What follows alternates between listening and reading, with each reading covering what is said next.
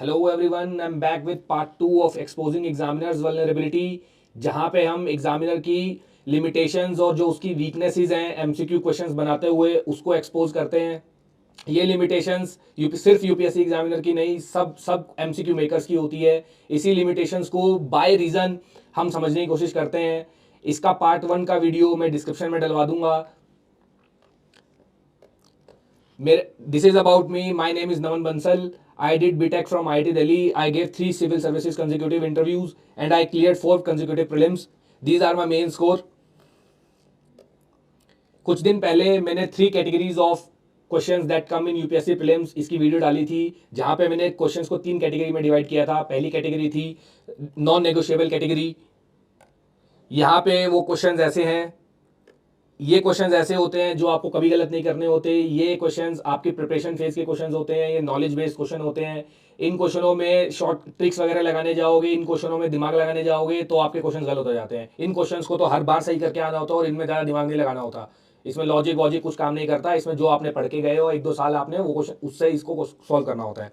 उसके बाद आते हैं सेकेंड कैटेगरी क्वेश्चंस, जो क्वेश्चंस हमने पढ़े नहीं होते, लेकिन अगर उसमें हम दिमाग लगाएं, लॉजिक लगाएं, अंडरस्टैंडिंग लगाएं अपने सब्जेक्ट की। मान लो इकोनॉमी का क्वेश्चन है, इकोनॉमी की जो ओवरऑल अंडरस्टैंडिंग है सारे टॉपिक्स की मिला के, अगर उसको यूज करें तो वो क्वेश्चन सॉल्व हो जाते हैं। उसी को मैंने 2A 2B 2C कैटेगरीज में डिवाइड किया था। उस वीडियो का डिस्क्रिप्शन भी उस वीडियो का लिंक मैं डिस्क्रिप्शन में डाल दूंगा। जब अब कुछ कुछ कैटेगरी के क्वेश्चन होते हैं जो थर्ड कैटेगरी के क्वेश्चन होते हैं, जिसमें ना आपके नॉलेज यूज हो रही होती, ना आपका मास्टर की यूज हो रही होती। मास्टर की का मतलब है कि लॉजिक यूज करना, अंडरस्टैंडिंग यूज करना, कंसेप्ट यूज करना क्वेश्चन को सॉल्व करते हुए। डायरेक्ट नॉलेज काम नहीं आएगी। लेकिन कई बार ऐसा हो जाता है, कुछ क्वेश्चन ऐसे होते हैं जो बाउंसर कैटेगरी के थर्ड कैटेगरी के क्वेश्चन थे, उसमें आपको स्केलेटन की यूज करनी पड़ती है। स्केलेटन की का मतलब क्या है? एमसीक्यू बनाते हुए एक स्टैंडर्ड फ्रेमवर्क होता है, एक स्केलेटन होता है, जिस स्केलेटन को कोई भी एमसीक्यू मेकर इग्नोर नहीं कर सकता। अगर हम भी एमसीक्यूज बनाते हैं टेलीग्राम ग्रुप पे, अपने एग्जामिनर भी बनाते हैं, कोचिंग वाले भी बनाते हैं, कोई भी एमसीक्यू आईटी वाले भी बनाते थे, सबका सबका एक बेसिक लिमिटेशन होता है एमसीक्यू बनाते हुए। उसी उसी को स्केलेटन की मैं बोलता हूँ। एक पर्टिकुलर स्केलेटन है जहाँ पे हाथ आएगा, कहाँ पे पैर आएगा, कहाँ पे छाती आएगी, कहाँ पे सर आएगा, वो कुछ लिमिटेशंस है। उसी लिमिटेशंस को मैंने पार्ट 1 की वीडियो में एक्सपोज किया था। ये पार्ट 2 की वीडियो है। इसमें मैं 2 नई टेक्निक्स आपके साथ शेयर करूंगा जो मेरी पर्सनल ऑब्जर्वेशंस रही हैं 2018 से 2024 के पेपर्स के अंदर। और इसमें एक तो मेरी पर्सनल ऑब्जर्वेशंस रही हैं जो यूपीएससी के क्वेश्चंस में जनरली फिट बैठती हैं, और दूसरा है ये जो एग्जामिनर की लिमिटेशंस है एमसीक्यू बनाते हुए, उसी लिमिटेशंस को हम अपनी अपॉर्चुनिटी में कन्वर्ट करके अपने घर पे नंबर फ्री में लेके जाते हैं। ठीक है, तो यहाँ पे मैं दो कीज यूज करूंगा आपके साथ। एक है मिस्टेक ऑफ कॉपिंग, एक है एडजेक्टिव्स। बाकी कीज विद टाइम आपके साथ यूट्यूब पे शेयर करी जाएंगी। तो पहली की डिस्कस करते हैं, मिस्टेक ऑफ कॉपिंग। मिस्टेक ऑफ कॉपिंग क्या है कि मैंने आपको बताया था कि जब एमसीक्यू बनाता है एग्जामिनर तो वो कहीं से स्टेटमेंट्स को कॉपी करता है। वो कहीं से कोई रिटर्न सोर्स होता है उसका, न्यूज़ आर्टिकल या बुक, वहां से कॉपी करेगा स्टेटमेंट्स को। जब कॉपी करता है तो कई बार इतनी इतनी बड़ी मिस्टेक कर देता है कॉपी करते हुए कि वो ध्यान भी नहीं देता, और उसी मिस्टेक के अंदर हम अपना आंसर निकाल देते हैं। जैसे ये वाला क्वेश्चन देखिए, 2023 में आया था। ठीक है, अब ये जैसे मान लो उसने डिसाइड किया कि कोबाल्ट के ऊपर क्वेश्चन पूछते हैं। ठीक है, तो उसने कहीं पे न्यूज आर्टिकल पढ़ा होगा, जैसे ये वाला वीडियो इसको देखिए आप। About 3/4 of world's of metal crusher for manufacturing batteries for electric motor vehicles produce by the DRC. ठीक है, अब यहाँ पे मैं बेसिक इंग्लिश यूज कर रहा हूँ, जो जहां से भी वो कॉपी करता है उसमें सारी जो इंग्लिश होती है ग्रामेटिकली करेक्ट होती है वो। ठीक है, जब वो इस स्टेटमेंट को कॉपी कर रहा था, देखो उसने कॉपी करते हुए ये दा भी हटाना भूल गया। वो उसने एज इट इज कॉपी कर दिया। जब वो कॉपी कर रहा था ये यहाँ पे आना था, ये पूरे का पूरा एक लाइन थी, पूरे का पूरा पैराग्राफ था जहां से भी वो कॉपी कर रहा था। जब उसने कॉपी किया तो वो इस दा को भी हटाना भूल गया। उसने एज इट इज इसको छाप दिया और बाकी 3 ऑप्शन अपनी मर्जी से कोई से भी बना दिए। ठीक है, तो ये चीज मैंने ऑब्जर्व करी कि जब वो कॉपी कर रहा है तो वो कई बार इतनी सिली मिस्टेक कर दे रहा है कॉपी करने के अंदर कि वो ऑब्जर्व ही नहीं कर रहा। इसी चीज को क्या अब ये 2023 में तो लग गया, आप बोलोगे कि 2023 में लग गया, ये तो आपने ऑब्जर्व कर लिया घर बैठे बैठे, तो इससे क्या फायदा हुआ? इसी चीज का मैंने फायदा 2024 में उठाया था। 2024 का भी मैंने प्रीलिम्स क्वेश्चन ऐसे ही सही किया था। 2024 के दिखाता हूँ 2024 का क्वेश्चन क्या है। देखो 2024 में लॉन्गेस्ट बॉर्डर वाला क्वेश्चन आया था। ऐसे फैक्ट्स मैं तो एग्जाम में कभी याद नहीं करके जाता। ठीक है, इतना टाइम भी नहीं होता, 3-4 दिन होते हैं इंटरव्यू के बाद, फाइनल रिजल्ट के बाद प्रीलिम्स देने के लिए। तो क्या होता है, देखो ये कहीं पे उसने लिखा होगा, ये देखो ये डिस्क्रिप्शन लिखा हुआ है, longest border between 2 countries in the world is between Canada and the USA spanning approximately this. ठीक है, अब देखो ये जहां से भी कॉपी कर रहा था, जब उसने यहाँ लिखा ये लाइन तो ऐसे छाप दी उसने पकड़ के बिटवीन। ठीक है, अब बिटवीन के बाद यहाँ पे ये कनाडा आना, यहाँ पे आना था। ठीक है, उसने इसको ब्रेक कर दिया, एक पैराग्राफ को 2 लाइंस में ब्रेक किया, ये छाप दिया उसने पकड़ के, बाकी 3 ऑप्शन उसने अपनी मर्जी से बना दिए। तो कॉपी करते हुए भी वो इतनी सिली मिस्टेक कर रहा है। आप देख रहे हो उसके बाद कितना कम टाइम है, कितनी जल्दी एमसीक्यू बनाता है वो, कितना कितना ज्यादा लेजी है एग्जामिनर कि उसके पास इतना भी टाइम नहीं है कि भैया ये आर्टिकल्स भी हटा लूं मैं। ब्लाइंडली कॉपी कर रहा है वो। अब ये 2025 में क्या पता रिपीट हो या ना हो, लेकिन 2024 में तो रिपीट हुआ था। मैं तो अपने घर में फ्री के 2 नंबर लेके गया था। अब आप लोग अपना डिसाइड कर लो, ठीक है। अब देखते हैं सेकंड की, एडजेक्टिव की, ठीक है। ये वाली भी बड़ी स्मार्ट की है। ये 2019 का क्वेश्चन है, ये 2023 के क्वेश्चन है दोनों, ठीक है। सारे क्वेश्चन एग्जाम में मेरे सही हुए थे। मैंने 2019 में चेक ऑब्जर्व किया था और 23 में मैं इसको अप्लाई करके आया था। देखो इसमें क्या है, अब उसने डिसाइड किया मजे लेने के लिए बच्चों के लिए कहीं से भी कोई ये 3-4 शब्द निकाले यहाँ से पूछ ले ये क्या है, ठीक है। अब इसमें 2 चीजें रूल यूज होता है। पहला रूल कि आपको हमेशा ये सोचना है ऐसी कौन सी इंफॉर्मेशन यूपीएससी आपसे चाहेगा आपको याद होनी चाहिए।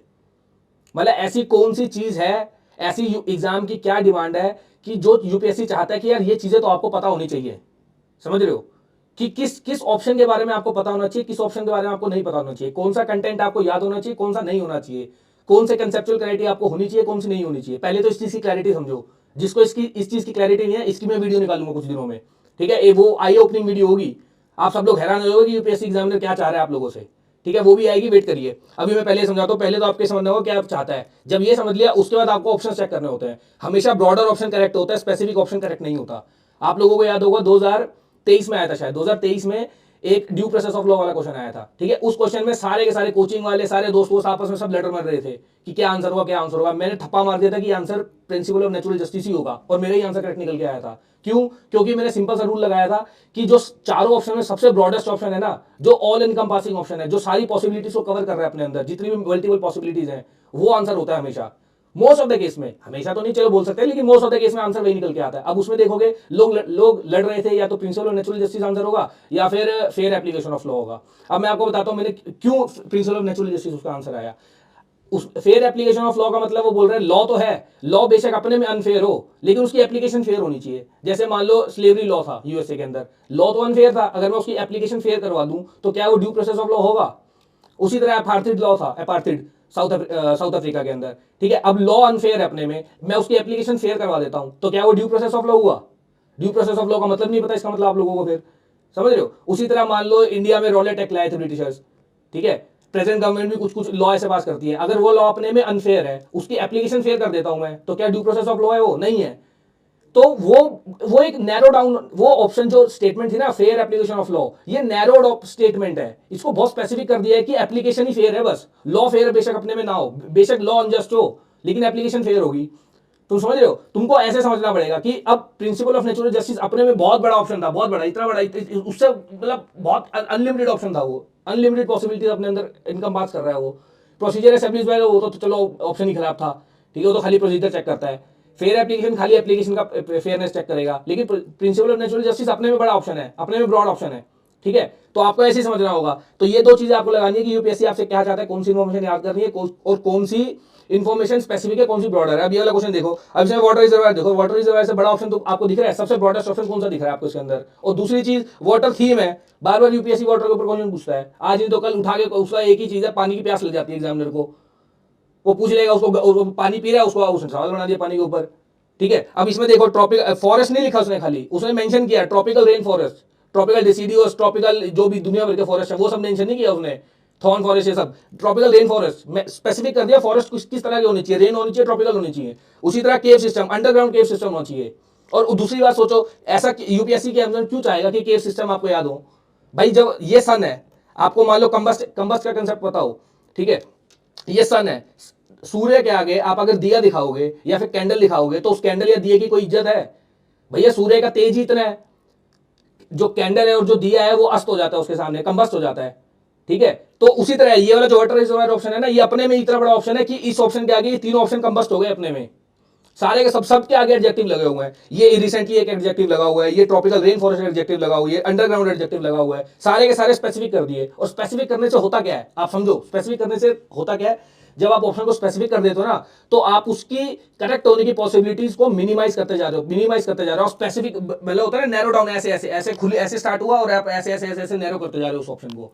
जितना ज्यादा ऑप्शन नैरो होगा उतनी पॉसिबिलिटी उसकी कम हो जाएगी करेक्ट होने की, ठीक है। उसका बाइनरी नेचर उतना ज्यादा इंक्रीज हो जाएगा। बाइनरी नेचर और descriptive nature, open ended nature हमने पिछली वीडियो में डिस्कस किया था, आप देखना उसको जाके। बाइनरी नेचर होता है कि उसकी 2 ही पॉसिबिलिटी है, या तो सही है या गलत है, लेकिन जो ओपन एंडेड स्टेटमेंट होता है ना, जो डिस्क्रिप्टिव स्टेटमेंट होता है, उसकी इनफाइनाइट पॉसिबिलिटीज होती हैं। जैसे इस बार क्वेश्चन आया था पॉइजनस नेचर ऑफ, कौन से स्पीशीज का पॉइजनस नेचर है। भाई पॉइजनस नेचर अपने में ही डिस्क्रिप्ट वो है। मेरे लिए मान लो मैं इतना से इतने सी एक बूंद खा के मर जाऊंगा, मेरे लिए एक बूंद पॉइजनस है, किसी के लिए 10 बूंद पॉइजनस होगी, किसी के लिए 1000 बूंद पॉइजनस होगी। वो अपने में ही एक एम्बिगो स्टेटमेंट है। पॉइजनस को तुम क्वांटिफाई कर ही नहीं सकते, क्वालिटेटिव है वो अपने में टर्म, समझ रहे हो। उसी तरह यहाँ पे ऑप्शन जो है ना, जब आप स्पेसिफिक कर देते हो तो उसकी पॉसिबिलिटीज को मिनिमाइज करते जाते हो। इनफाइनाइट पॉसिबिलिटी से आपने स्टार्ट किया और उसकी पॉसिबिलिटीज को आप कम करते जा रहे हो, कम करते जा रहे हो, समझ रहे हो। लेकिन अब जब जब ऑप्शन जो है ब्रॉडेस्ट होता है ना, बड़ा बड़ा ऑप्शन हो जाता है, PNJ principle natural justice, water reservoir, ठीक है, ये सक्सेसफुल कूप्स, आर्कियोलॉजिकल एक्सकैवेशन, ये भाई बहुत बड़े ऑप्शन है। इनके आगे जो है बाकी सारे ऑप्शन छोटे पड़ जा रहे हैं, स्पेसिफिक पड़ जा रहे हैं। और दूसरा एग्जांपल देखते हैं, ये वाला मान लो इसने पूछा अफ्रीका अंदर कुछ हो रहा है। पहली बात तो आप ये समझो यूपीएससी क्या चाहता है कि आपको कौन सी इन्फॉर्मेशन याद होनी चाहिए। क्या वो ये चाहेगा आपको कहीं पर रेयर अर्थ मिल गए, उसकी डिस्कवरी जो हुई है वो चाहेगा आपसे एग्जामिनर, या फिर कहीं पर सक्सेसफुल कूप्स हो रहे हैं उसकी इन्फॉर्मेशन चाहेगा आपको याद होनी चाहिए। भाई कूप्स वगैरह होते रहते हैं, इंटरनेशनल एडिशन में हम पढ़ते रहते हैं, अफ्रीका अनस्टेबल रीजन है, वहां पे होता रहता है ये सब। यूपीएससी चाहेगा पहली बात तो ये चीजें आपको याद हो। दूसरी चीज आप देखो ब्रॉडर वर्सेस स्पेसिफिक, सक्सेसफुल कूप्स, भैया सक्सेसफुल कूप तो किसी भी तरह से सक्सेसफुल हो सकता है ना, उसको स्पेसिफिक थोड़ी कर रहे हो, ब्रॉडर ऑप्शन है। अब ये देखो सहारा के अंदर एक्सपेंशन हो रहा है, वो भी साउथवर्ड एक्सपेंशन हो रहा है, नॉर्थवर्ड एक्सपेंशन नहीं, ईस्टवर्ड एक्सपेंशन नहीं, साउथवर्ड एक्सपेंशन स्पेसिफाई कर रहा है, एडजेक्टिव लगा रहे हैं साउथवर्ड, ठीक है। उसी तरह मिलिट्री बेस देखो, मिलिट्री बेस कौन से, चाइना के मिलिट्री बेस, वो भी एस्टेब्लिश कर दिए गए हैं, जो इंसेप्शन में नहीं है। भाई स्पेसिफिक कर रहा है, कितने एडजेक्टिव्स देखो ना इनके आगे कितने हैं। एक तो नैरो डाउन, एडजेक्टिव करने से क्या होता है, नैरो डाउन हो जाता है डिस्क्रिप्शन उसका ऑप्शन का। और दूसरा क्या है, आपको जो सोचना है यूपीएससी आपसे कौन सी इन्फॉर्मेशन चाहेगा याद हो, तो इसका आंसर सक्सेसफुल कूप सा, बात खत्म। मेरे सारे ये सारे के सारे स्टेटमेंट सही थे मेरे, ठीक है। उसके बाद ये वाला क्वेश्चन देखो, ये कोई 3-4 बंदों का नाम दे दिया उसने। अब आप एक बात बताओ, यूपीएससी आपसे चाहेगा कि इंग्लिश प्रेस कहां कहां एस्टैब्लिश हुई थी, आपको याद होना चाहिए। भाई ऐसी चीजें क्यों चाहेगा यूपीएससी आपसे। आर्कियोलॉजिकल एक्सकेवेशन यहाँ पे सन की तरह काम कर रहा है, ये सूर्य है, ये जो है दिया है, ठीक है, ये दिया है, ठीक है, ये आपका कैंडल है। कैंडल और दिए की सन के आगे कोई औकात नहीं है। ये ऑप्शन कंबस्ट हो गए हैं, ये तीनों के तीनों ऑप्शन कंबस्ट हो गए हैं, कंबस्ट सन के आगे, ठीक है। और चलो मैं मानता हूं, चलो रेलवे वाला आप लोगों को लगेगा, रेलवे और ये दोनों के दोनों ऑप्शन मैच, मतलब कंपीटिंग ऑप्शन है। रेलवे यूपीएससी क्वेश्चन पूछता है, वो चाहता भी है रेलवे के बारे में आपको पता हो, क्योंकि उससे इकोनॉमिक ड्रेन बहुत ज्यादा हैवी हो गया था, ठीक है। लेकिन अगर आप सोचो ना भाई, वो रेलवे के ऊपर कंस्ट्रक्शन रेलवे की पूछेगा या फिर आर्कियोलॉजिकल एक्सकेवेशन पूछेगा, उसके बाद आपको ये सन टेस्ट लगाना है, इसको मैं बोलता हूँ सन टेस्ट, ठीक है, इसको सन टेस्ट बोलते हैं, कि भैया कौन सा ऑप्शन सबसे ज्यादा हैवी है, एकदम बैठ गया है यहाँ पे, 1,00,000 किलो का वेट बिठा दिया आपने इस ऑप्शन के अंदर, इसको आप इग्नोर ही नहीं कर सकते इस ऑप्शन को। ये सारे छोटे मोटे छुटपुट ऑप्शन है ये। और स्पेसिफिक कर रहा है इसको, इंग्लिश प्रेस कौन सी, वो भी इंग्लिश की प्रेस, डच की प्रेस नहीं, पोर्चुगीज की प्रेस नहीं, चर्च कौन सा, प्रिंसिपल स्टेट में पर चर्च होना चाहिए, ये नहीं कि कोई प्रोविंशियल स्टेट में चर्च हो, समझ रहे हो। ऐसी रेलवे भैया, तो आपको ये चेक करना पड़ेगा, देखना पड़ेगा आपको, इसी को स्मार्टनेस बोलते हैं। ये एडजेक्टिव अप्रोच थी। तो अगर आपको ऐसे और वीडियो चाहिए तो हम टाइम के साथ लाते रहेंगे। For the time being you can join our Telegram channel master key to UPSC by toppers notes. यहाँ पे हम आपको पीवाईक्यूज क्वेश्चन की अनलेयरिंग करते हैं, नए नए क्वेश्चन यूपीएससी जैसे क्वेश्चंस डालते हैं, जहाँ पे एलिमिनेशन ट्रिक्स यूज होती हैं। रैंडम ये नहीं कि फैक्चुअल इन्फॉर्मेशन डाल दी और वहाँ पे नॉलेज चेक हो रही है आपकी, वहाँ पे लॉजिक दिमाग चेक हो रहा है आपका, ऐसे क्वेश्चन डालते हैं हम, ठीक है। उसके बाद थोड़ा सा स्केलेटन की और मास्टर की को थोड़ा थोड़ा बीच में डिस्कस करते रहते हैं। हमारा जो मेन पर्पस है, जो हमारा टेलीग्राम ग्रुप बनाने का क्या है, मार्केट से एक्जैक्टली ऑपोजिट। मार्केट वाले बोल रहे हैं मैक्सिमम नॉलेज याद करो, मिनिमम एप्लीकेशन करो, हमारा उल्टा है, हम बोलते हैं नॉलेज मिनिमम करो, एप्लीकेशन मैक्सिमम करो, ठीक है। तो आप, अब मैं आपको जो वीडियोस का मैंने डिस्कस किया उनका मैं डिस्क्रिप्शन में लिंक डलवा दूंगा। ऐसी वीडियोस आगे आती रहेंगी। Stay tuned with toppers notes. Good luck.